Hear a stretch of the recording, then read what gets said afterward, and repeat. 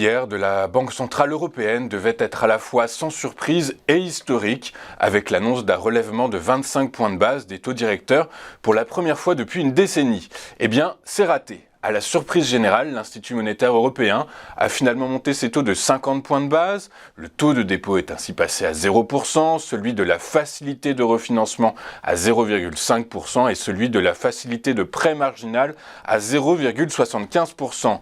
La BCE emboîte ainsi le pas aux autres grands argentiers mondiaux, à savoir la Réserve fédérale américaine et la Banque d'Angleterre, qui ont entamé la normalisation de leur politique monétaire au printemps dernier. L'objectif avoué est évidemment de lutter contre l'inflation qui a atteint 8,6% en juin sur un an et devrait encore monter dans les mois à venir. D'autres hausses de taux sont pertinentes, leur ampleur dépendra des données, a déclaré la BCE. La présidente de la Banque centrale européenne, Christine Lagarde, a assuré hier, par ailleurs, que l'institution n'hésitera pas à recourir à son nouvel instrument pour protéger les États les plus fragiles contre des attaques spéculatives sur leurs dettes. Cet outil, baptisé TPI ou Transmission Protection Instrument, pourra être activé pour contrer les dynamiques de marchés injustifiées et désordonnées qui menacent gravement la transmission de la politique monétaire dans la zone euro, selon un communiqué publié à l'issue du Conseil des gouverneurs. Globalement, si la dette d'un pays de la zone euro était attaquée de manière injustifiée par les marchés, c'est-à-dire que leur coût d'emprunt grimpe en flèche sans qu'ils en soient responsables, alors la BCE pourrait voler à son secours en effectuant des achats d'obligations sur le marché secondaire. L'ampleur de ces achats dépendra de la gravité des risques. Elle privilégiera les titres du secteur public avec une échéance résiduelle d'1 à 10 ans sans remettre en cause la normalisation de sa politique monétaire. Elle envisagerait même d'acheter des titres du secteur privé si nécessaire, a précisé la BCE. La Russie et l'Ukraine devraient signer aujourd'hui un accord pour mettre fin au blocage par la Russie des ports de la mer Noire et ainsi relancer les exportations de céréales ukrainiennes, a annoncé la Turquie hier. Le président turc Recep Erdogan et le secrétaire général des Nations Unies Antonio Guterres participeront à la cérémonie de signature qui aura lieu aujourd'hui à 11h30 heure de Paris à Istanbul. Cette annonce fait suite à une rencontre entre le président russe Vladimir Poutine et son homologue turc à Téhéran en début de semaine. Cet accord pourrait aider à détendre les inquiétudes sur le développement d'une crise alimentaire mondiale, alors que près de 20 millions de tonnes de céréales ukrainiennes, soit l'équivalent de 1% de la consommation mondiale, sont toujours bloquées en Ukraine.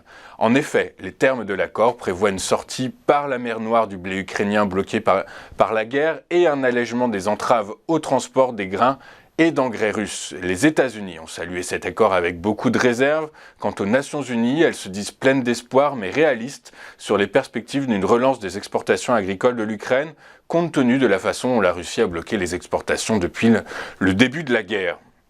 En France, l'Assemblée nationale a adopté ce matin en première lecture le projet de loi d'urgence pour le pouvoir d'achat à l'issue de 4 jours de débat sous haute tension entre la majorité et les oppositions.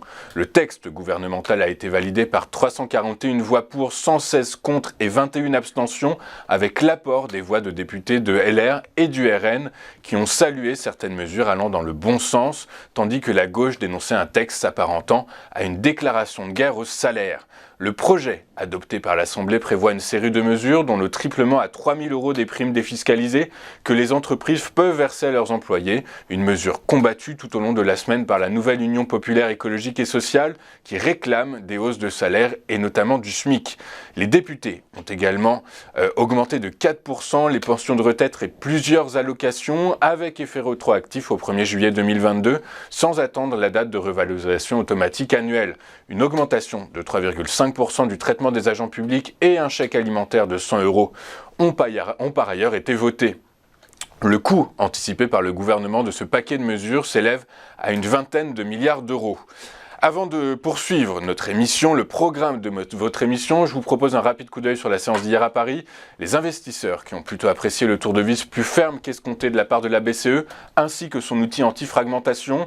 L'indice parisien a pris 0,27% à 6201 points, Télécom, tech et santé sont les meilleurs élèves de la cote et ont fini la journée respectivement à plus 3,63, plus 1,12 et plus 0,91%. Dans le détail, parmi les principales hausses du SBF 120, nous retrouvons les valeurs intégrées logiquement dans les trois secteurs cités plus haut. Sartorius a pris 8,27%, les investisseurs saluant les résultats du premier semestre. En effet, malgré un contexte délicat, le groupe a enregistré une croissance à 2 chiffres de son chiffre d'affaires et de son résultat lors des 6 premiers mois de l'année, tout en confirmant ses objectifs pour l'ensemble de l'exercice. Parmi les principales baisses, nous retrouvons le secteur de l'énergie qui a reculé de 2,5% sur fond de repli des cours du pétrole. Les utilities et les matériaux de base ont cédé respectivement 0,07% et 0,06%. SEB a dégradé ses perspectives et affiche le plus gros gadin de la journée. Le groupe n'anticipe en effet plus de croissance de ses ventes cette année et il prévoit une baisse de sa rentabilité. Le titre a donc cédé 10,18% à 83,80 €.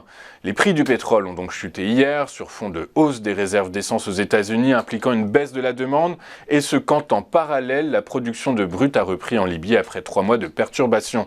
Le baril de la mer du Nord pour livraison en septembre a perdu 2,86% à 103,86 $ après avoir lâché en séance plus de 4%. Le baril de WTI américain pour livraison le même mois, dont c'était le premier jour d'utilisation comme contrat de référence hier, a baissé quant à lui de 3,53% à 96,35 $ le baril, peu après avoir dévissé de près de 5% en séance. Une certaine prudence reste perceptible sur le marché des crypto-monnaies. Après les hausses de ces derniers jours, le Bitcoin a enchaîné une seconde séance de repli en cédant 1,62%, mais préserve les 23 000 $ à 23 225 $. On va marquer une toute première pause et comme je vous l'annonçais, nous ouvrirons le bal de nos invités avec Antoine Quesada. A tout de suite sur Téléfinance.